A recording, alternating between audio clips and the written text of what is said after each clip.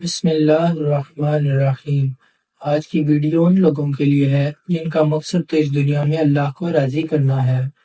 حضرت علی رضی اللہ تعالیٰ عنہ فرماتے ہیں کہ ایسے ساتھی جو تمہارے نفس کی اصلاح میں تمہاری معاونت نہیں کرتا، اس کا ساتھ تمہارے لیے وبال ہے۔ آپ فرما رہے ہیں ایسے دوست کو چھوڑ دو جو تمہارے نفس کی اصلاح میں تمہاری معاونت نہیں کرتا، کیونکہ اس کا ساتھ تمہارے لیے وبال ہے۔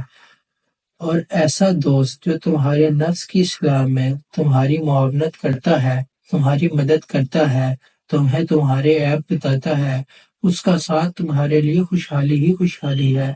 کیونکہ دیکھو، جیسے ہی تم کسی غلط ٹریک پر چلو گے، کسی غلط عادت کو اپناؤ گے، وہ فوراً تمہاری اصلاح کر دے گا۔